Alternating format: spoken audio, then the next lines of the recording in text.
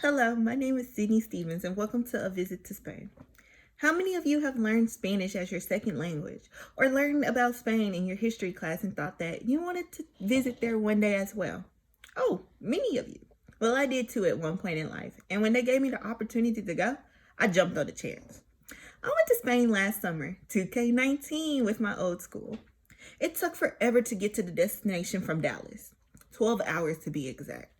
Traveling across the ocean, our first stop was Frankfurt, Germany, with a 40-minute delay, and then another 2-hour flight to get to Spain.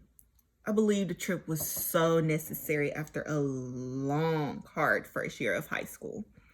Today, I will take you on a trip through the country where I'll be telling you about two of the main cities I visited, which includes Barcelona and Madrid. Well, I'm going to try my best to tell you from my perspective and still give you some information from my school's database as well. Okay? Okay. Therefore, let's begin. I'll start with Barcelona. When I went to Barcelona, the weather was very mild, not too hot, not too cold. It was very beautiful. The people, the city, everything was so lovely. The only problem was when I went, which was during the summer, the only problem I had was the waters.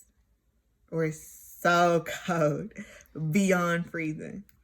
Barcelona also has so many pretty historical spots such as La Sagrada Familia and Park Güell. I went to Sagrada Familia, which was a sight to see. According to Barcelona exclusive private tours, the cathedral won't be done with construction until 2026 at the latest. You may Google all these places, but you won't feel the same until you actually visit them in person. The next city, which was the last I visited during my trip, was Madrid. Madrid's weather was about the same as Barcelona's, except it was more so hotter.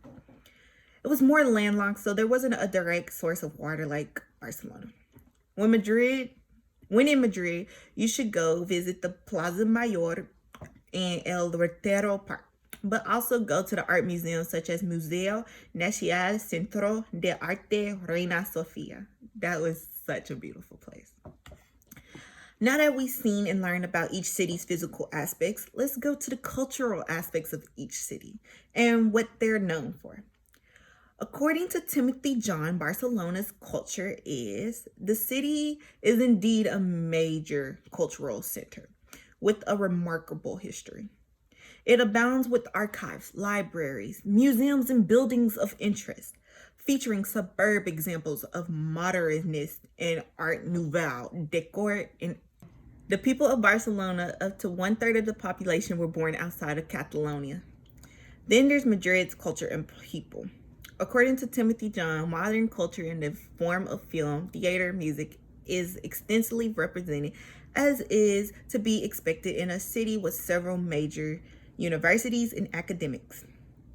But the tertulias, for which Madrid was once noted, that is to say the informal conversational gatherings and informal societies, have all but faded along with the elegant cafes that house them. Lastly, the people of Madrid, they eat late and go to late performances at theaters. Isn't that fascinating? Finally, we've seen the diversion between each city within Spain and how each offers their own unique beauty. Well, don't you think it's a perfect time to book a 12-hour flight to Spain? I think so. That's supposed to be A.